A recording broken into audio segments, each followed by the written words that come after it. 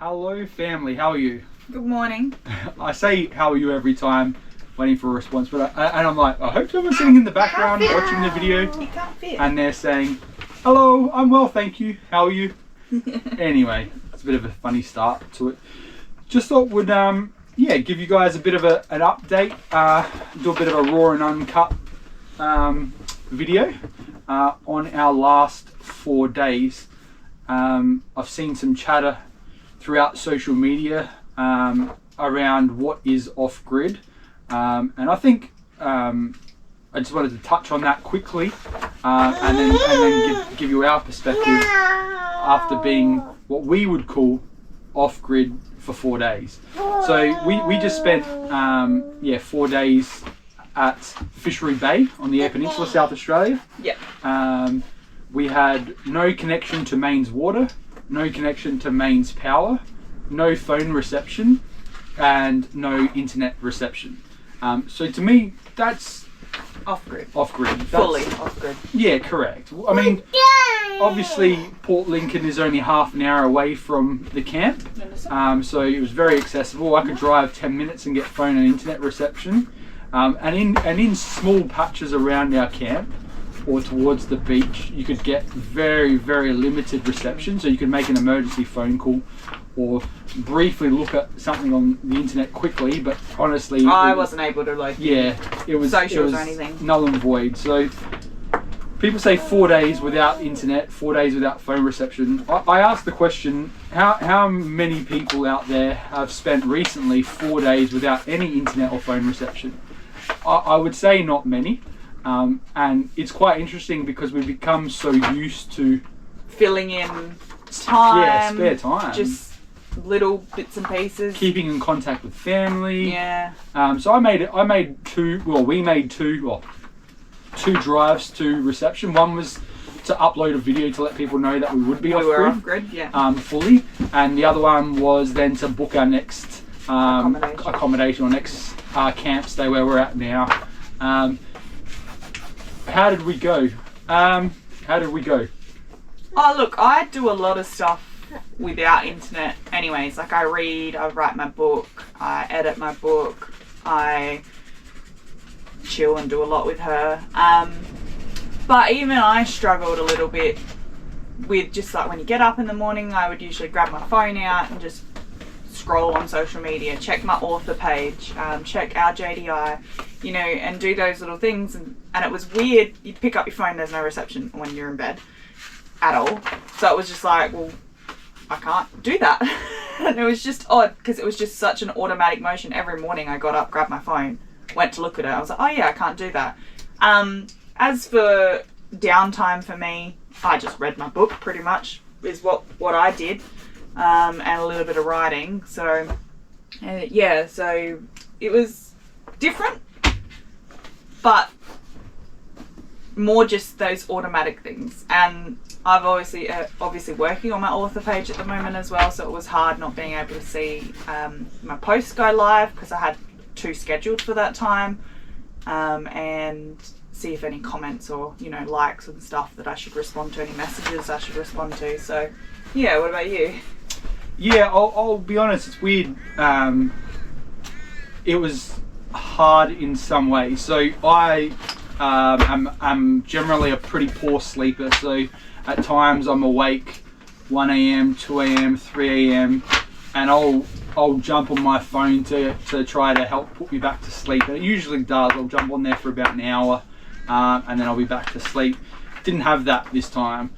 So I would just lay there. You just watch a video or something, don't you? Generally, correct. A video or just whatever, and I would doze back to sleep. And then I didn't have that option, so this time I'd just constantly try to get back to sleep. So I'd be rolling in bed for an hour and a half before I fell back asleep, which kind of sucked. But it is what it is.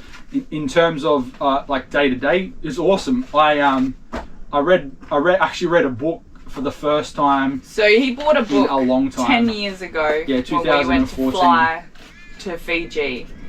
And I have a lot of books at home, and I bought a small box of 15 books, I think it was. And I put this book in there thinking, oh, oh, there might be a time he might want to read it. Thankfully. So I put it in the box. I didn't know if I would read it. I hadn't even really looked at it. I just knew it was his book, and he was interested in it when he first started reading it, but he only got like a quarter of the way through, and then we obviously got to Fiji, and it kind of just got pushed to the side. So I packed it, and luckily I did. Yeah, so I read more than 3/4 of it while we were there, and then finished it off at our current camp. So that was really good in downtime. Throughout the day, obviously, we'd spend time down the beach, with Harper and Loba running around. But it was very relaxing, like not having that constant looking at social media or news or this or that. I mean, not that we don't watch free-to-air TV and we don't really follow news too much. It wasn't a hard thing for us. It was just out of the ordinary because we're so used to those downtimes just looking at your phone. And just like little things as well. There was a couple times that I was like, I'll just Google it because I didn't know something or I wanted to look up something. So when I was writing or just during the day, I can't even think of an example at the moment. But normally I like to know things. So if there's something that crosses my mind or whatever else and I don't know it, I'll generally Google and learn about it. That was odd because I couldn't do that. Like, for example, his book says it's part of a trilogy, and I was just intrigued to see whether or not there was more, but I wasn't able to Google it. That's one example I can think of. Even just like weather, winds. Yeah, weather, tides, that sort of stuff. We were unable to do it, and so that'll be, I guess, a quick segue into the camp itself. We'll probably do a video on it later on, but I just wanted to touch base. So, actually, let's not go off on too many tangents. I'll retract that a little bit. Back to not being connected to internet or phone. So the big question is, we said in our short update video of where we were, are we going to get Starlink? The big thing for us was price point. So to buy the actual satellite, the package at the moment is on special, but spending $180 a month was something that we didn't really want to do. No.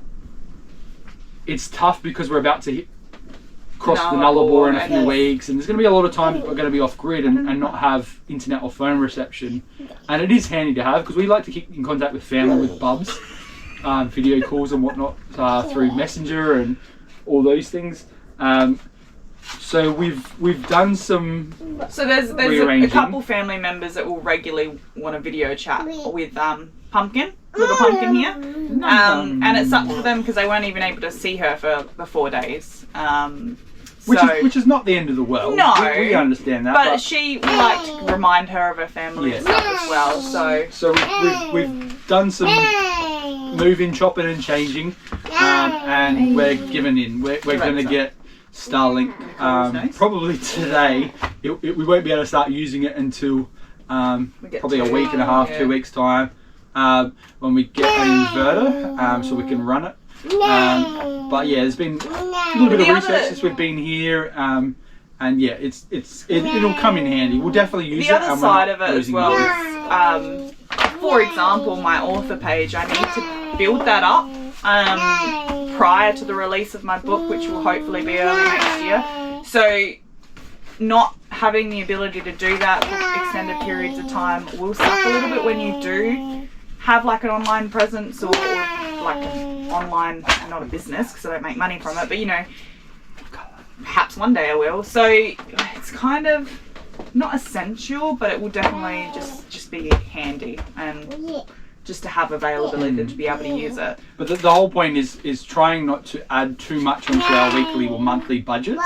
So we've cut a lot. So we've cut, I say a lot, I mean, like I said, it's $180 a month for Starlink, or for the plan or thereabouts. So we'll be cutting a couple streaming services, we'll be lowering our phone bills, like just little things like that. Yeah, so little bits everywhere will add up. Exactly, and in the end, it's only going to put us out of pocket like $40 a month, so more than what we were already paying. So it's worked out pretty well, to be honest with you. Obviously not including the initial layout for the actual $400 or $398, whatever it is for the satellite and the kit at the moment. But we're looking forward to it. We are looking forward to it. So yes, we're joining the Starlink bandwagon and coming into the 21st, 22nd, whatever century. But yeah, so, and then as I was alluding to before about the camp, we will touch base, but I just wanted to say something quickly about it. So the camp itself is only half an hour out of Port Lincoln, and it is an off-grid camp. It's a lovely spot. It's a beautiful beach, but there are some downsides in my personal opinion. Being only half an hour from Port Lincoln and being such a beautiful surf beach, and I'll put surf in quotation marks, because it's not a fishing beach, or it's not an easy fishing beach, especially if you're packing a light fishing setup. I only run like a small rod, like a 6-foot rod, so not really a beach rod, but it does the job most of the time. It's just the breaks are so close to the beach itself. There's constant waves, even on like zero winded days. There were still waves coming in, so it was tough to fish. So we did a lot of swimming and chilling on the beach, but obviously being a surf beach draws that crowd, and there was a lot of traffic coming through the camp. So the camps are off to the right hand side, and the drive coming in goes straight to the beach. You can drive on the beach.